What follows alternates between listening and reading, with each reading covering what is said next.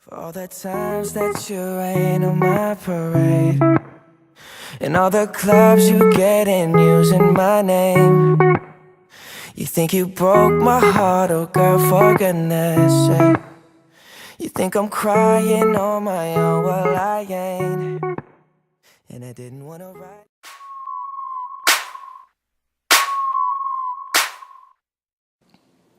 O envolvimento do trato gastrointestinal no lúpus, ele é descrito na literatura como uma frequência de 15 a 70%, incluindo também manifestações que não são específicas. As apresentações clínicas podem ser as mais variadas, incluindo dor abdominal, náusea, vômitos e diarreia. Entretanto, essas manifestações nem sempre são valorizadas adequadamente, porque quando aparecem na vigência da atividade clínica na doença, elas acabam sendo sobrepostas pelos sintomas mais relevantes da doença. As alterações gastrointestinais mais reconhecidas nos pacientes lúpicos podem ser úlcera da boca, desmotilidade esofágica, isquemia e perfuração intestinal.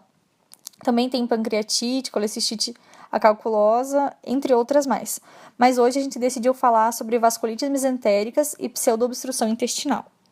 Então, para começar com a vasculite mesentérica, ela é uma patologia rara com incidência mais ou menos de 0,2% a 2% em pacientes lúpicos, mas que deve sempre ser considerada em casos de dor abdominal, porque ela cursa com uma mortalidade de aproximadamente 50%, o que vai exigir da gente um diagnóstico preciso e intervenção precoce com corticoides, que isso vai evitar uma cirurgia desnecessária ou até mesmo um final catastrófico com um infarto intestinal.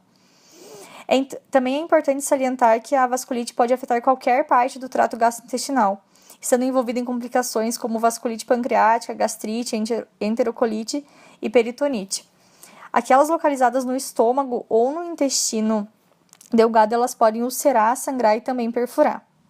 O mecanismo patológico na vasculite lúpica é importante lembrar que ele é semelhante ao encontrado na insuficiência de origem aterosclerótica ou trombótica, ou seja, inicialmente vai ter isquemia da mucosa com ulceração superficial e algum grau de hemorragia, tendo disfunção das camadas musculares, que vai conduzir à dilatação e ao ilho paralítico. Vai ter também depois o edema da submucosa e hemorragia, e por último, necrose da parede intestinal com infarto e perfuração.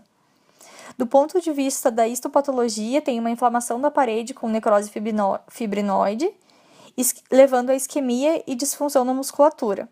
Essa condição ela é caracterizada por depósito de complemento, fibrinogênio e complexos imunes.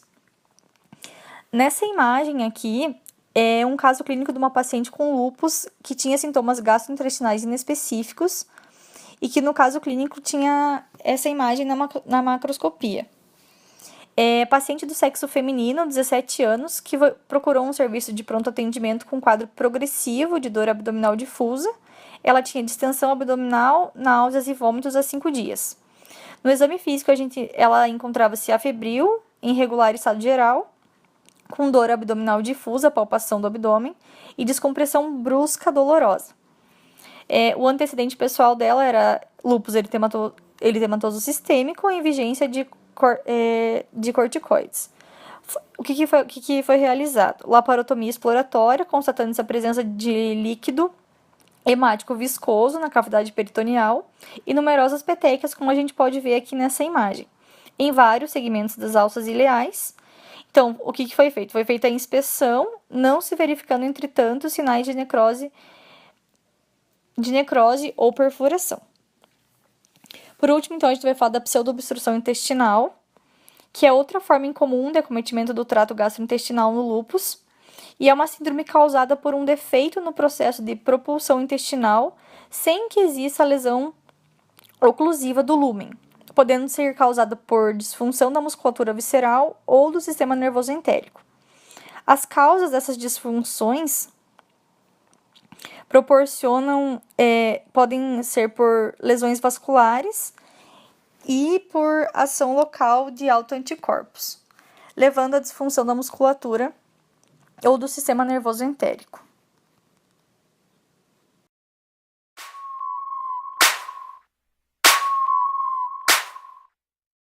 Então, falando agora um pouco sobre a síndrome de BC, ela é uma doença que ocorre mais frequentemente no Oriente Médio, numa região que era conhecida antigamente como Rota da Seda, Por isso, muitas vezes ela é chamada de doença da rota da seda, mas ela também ocorre nos Estados Unidos, na América do Sul e no norte da Europa. Ela trata-se de uma vasculite sistêmica, ou seja, uma inflamação dos vasos sanguíneos, acometendo vasos tanto de pequeno quanto de grande calibre. Ela é uma afecção crônica e o que acredita-se hoje em dia é na existência de 2 fatores importantes para o desenvolvimento dessa doença, que seriam, primeiramente, uma anormalidade do sistema imunitário, principalmente aquele ligado ao HLA, e o que desencadearia, então, esse processo fisiopatológico trataria-se da exposição a um antígeno infeccioso. A incidência por sexo varia de país para país. Os homens são mais afetados que as mulheres na Turquia, em países árabes, sendo a proporção de 2 para 3 homens para cada uma mulher. Ela geralmente apresenta-se na 2ª, 4ª década de vida, mas ela pode ocorrer em todas as idades. Geralmente, ela apresenta-se como úlceras orais e genitais recorrentes, uveíte e lesões cutâneas, mas ela pode acometer qualquer órgão do corpo, podendo então também afetar articulações, pulmões, sistema nervoso central e o trato digestivo. É importante trazer aqui que a doença de BC ela não é transmissível e ela não está relacionada ao HIV nem a neoplasias. Como eu já falei anteriormente, as diferenças regionais são muito conhecidas na doença de BC e as lesões do trato gastrointestinal pela doença elas vão ser reportadas principalmente no Japão. E esse acometimento vai ocorrer de 3 a 16% então, das pessoas com essa doença. O que o paciente vai cursar é com quadro de dor abdominal, diarreia, sangramento ou perda de peso, e isso ocorre porque o paciente vai apresentar úlceras no intestino. Essas úlceras elas podem assumir as mais variadas formas, podendo ser profundas e arredondadas, com margem bem limitada, ou até mesmo adquirir um caráter aftoide, e nesse caso você vai precisar fazer um diagnóstico diferencial com a doença de Crohn. Com relação à histopatologia, eu trouxe algumas imagens aqui para ilustrar melhor a doença. Nessa primeira imagem, então, a gente pode ver uma úlcera profunda, que é a principal característica da doença no trato gastrointestinal. Nessa segunda imagem, a gente consegue ver o espessamento da camada íntima de uma veia bem pequena e essa vasculite que tem um infiltrado linfocítico. Nessa terceira imagem, no primeiro momento a gente vê essa congestão, o exudato e a base da úlcera com bastante inflamação. A segunda imagem, então, ocorre a perfuração da úlcera ao longo de toda a camada do intestino, com erosão e exudato. Por fim, então, como eu já citei, é importante que se faça o diagnóstico diferencial com a doença de Crohn, e esse quadro está bastante ilustrativo, demonstrando as principais diferenças de cada doença. Eu não vou ler cada um, mas só vou citar que a doença de Crohn ela pode acometer qualquer parte do trato gastrointestinal. Ela é mais comum na região iliocecal, enquanto na doença de BC ocorrem lesões genitais e orais, pode ocorrer doença na região perianal, as fístulas são muito raras. Na doença de BC, a perfuração intestinal é bastante comum, ocorre vasculite, os granulomas são muito raros, e aí vão ter provas laboratoriais mais específicas, por exemplo, como na doença de Crohn, os anticorpos anti-Saccharomyces, o ASCA, eles vão estar elevados em 50% dos casos. E também na doença de Crohn, a resposta aos bloqueadores do fator de necrose tumoral.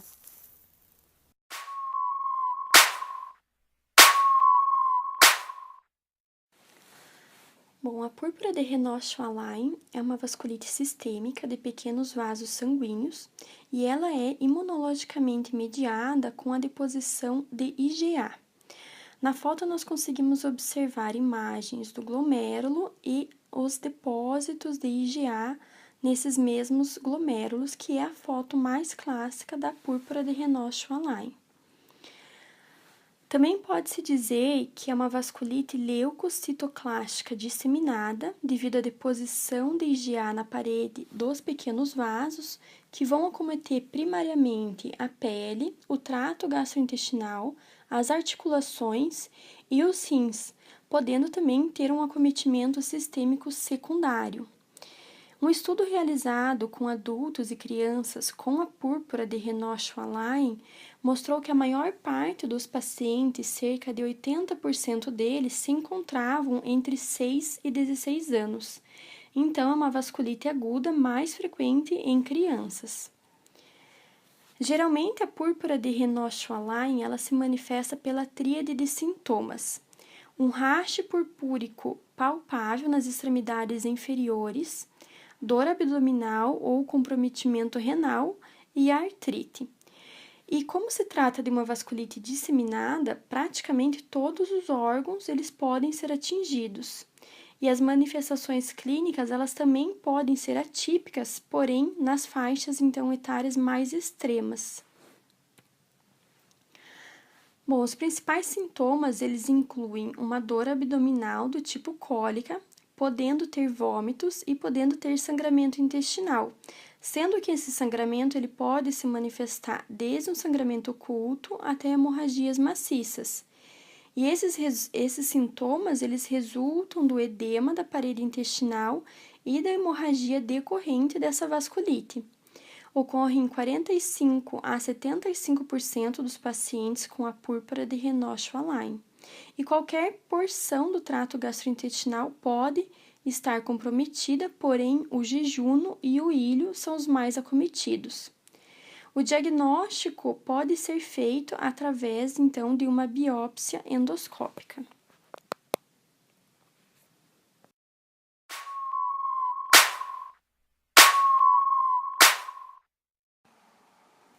Bom, eu vou falar para vocês um pouco sobre a arterite de Takayasu. Então, a arterite de Takayasu é uma vasculite granulomatosa de artérias médias a grandes. Ela comete, na maior parte dos casos, o arco aórtico.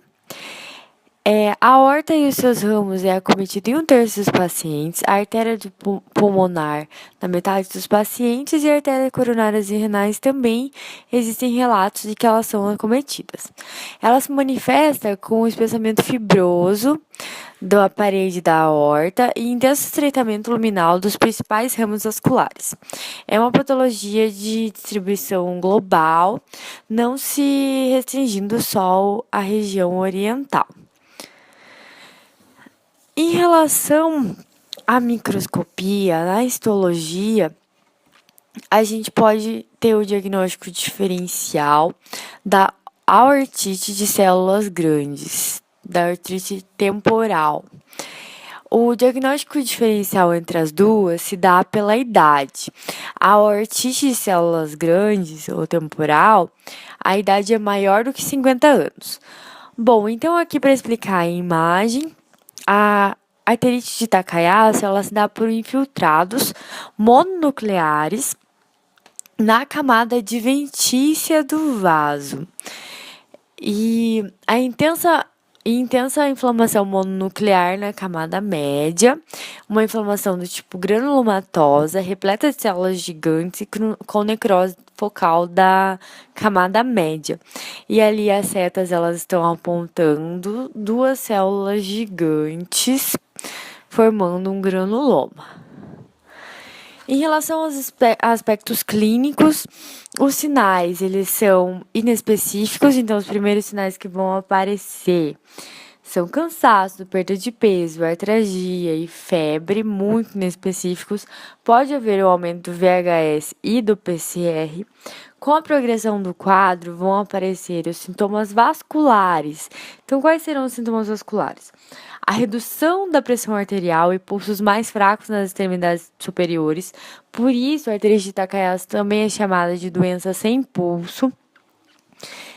Podem acontecer também distúrbios oftálmicos, com hemorragias da retina e até mesmo cegueira total.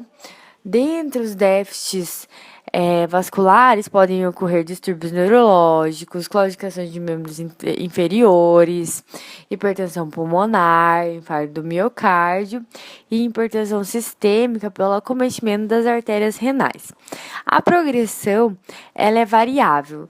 Ela pode ter uma progressão rápida, o paciente evolui para um quadro mais grave rapidamente, ou ela pode entrar em remissão sozinha, o qual tem melhor prognóstico.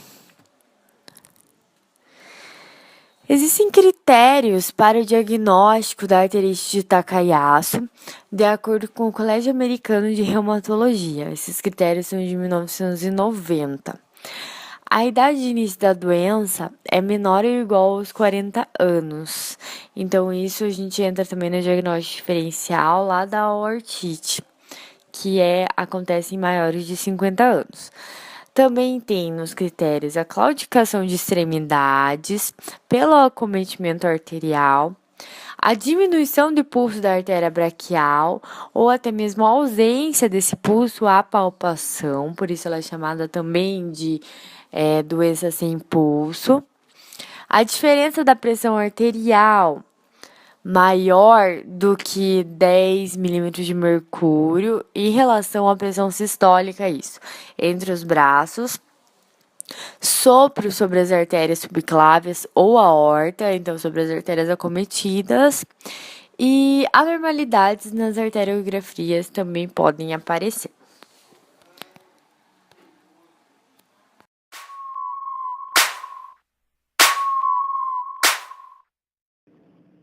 Bom, com relação à arterite nodosa e a síndrome de Churg-Strauss, é importante a gente saber diferenciar essas duas vasculites. A poliarterite nodosa, ela é uma arterite sistêmica que acomete principalmente pequenos e médios vasos, porém elas poupam a arteríolas e vênulas. Ela geralmente não relaciona-se com ANCA, porém em 30% dos pacientes ocorrem a exceção desses pacientes possuírem um HBsAg positivo, o que vai indicar, de algum modo, depósito de imunocomplexos. Ao contrário da síndrome de Churg-Strauss, a poliarterite nodosa não tem uma etiologia certa e a poliarterite vai se manifestar com isquemia e infarto desses tecidos afetados.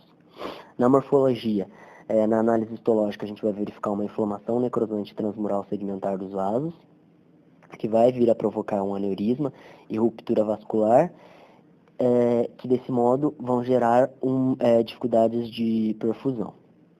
Ela vai acometer em ordem rins, coração e fígado, além do trato gastrointestinal. A gente vai ver posteriormente que esse paciente com poliarterite nodosa, ele geralmente morre devido ao acometimento renal. Aqui nessa imagem histológica, a gente vai conseguir visualizar a necrose fibrinoide de pequenas artérias no córtex cerebral. A gente pode ver essa região bem evidente e a presença de fibras. As manifestações gastrointestinais, o paciente vai vir a evoluir com melena por lesões vasculares e necroses de alça, como a gente pode visualizar nessa imagem de necrose bem evidente. O curso clínico, sem tratamento, esse paciente que possui poliarterite tem um prognóstico bem ruim e geralmente é fatal. E, como eu havia dito, normalmente a morte vai acontecer por disfunções renais. Com relação à síndrome de Churg-Strauss, ela é uma vasculite necrosante de pequenos vasos, classicamente associada a asma, rinite, eosinofilia e eosinofilia periférica. Como eu disse, ela tem uma etiologia observada, ao contrário da poliarterite, que é de uma etiologia desconhecida. A síndrome de Churg-Strauss, ela é extremamente rara, ou seja, 1 a cada 1 milhão de pessoas são acometidas por essa síndrome. A lesão é parecida com a poliarterite, mas ela vem acompanhada de granulomas e eosinófilos. Aqui a gente pode visualizar essa imagem histológica da síndrome de Churg-Strauss. A gente vê todas as características da poliarterite nodosa, com a presença de fibras aqui, porém, a gente consegue a visualização, a gente visualiza os granulomas e eosinófilos, que são inexistentes na poliarterite. Como manifestações da síndrome de Churg-Strauss, o paciente pode vir a apresentar púrpuras cutâneas palpáveis, sangramentos gastrointestinais e GESF. O curso clínico, quando não tratada, ela vai evoluir também, assim como a poliarterite com alta mortalidade, principalmente devido ao dano cardíaco. Só relembrando que a poliarterite, o principal dano e dano que leva à falência do paciente é o dano renal. Aqui na Churg-Strauss é devido ao dano cardíaco, principalmente, e acredita-se que tem uma etiologia na hiperresponsividade a estímulos alérgicos. Ao contrário da poliarterite nodosa, que tinha uma etiologia desconhecida, essa é devido a esses estímulos alérgicos. Essas são as referências e muito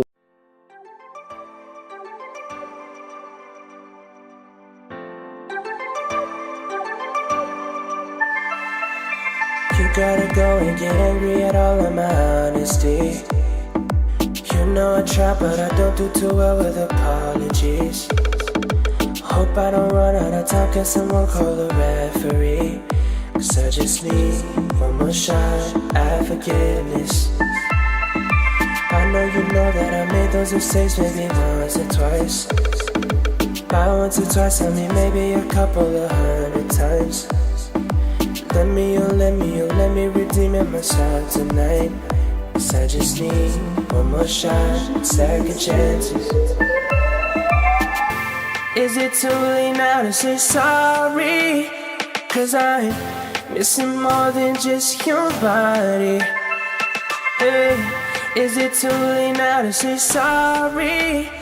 And I know it all that I let you down. Is it too late to say sorry now?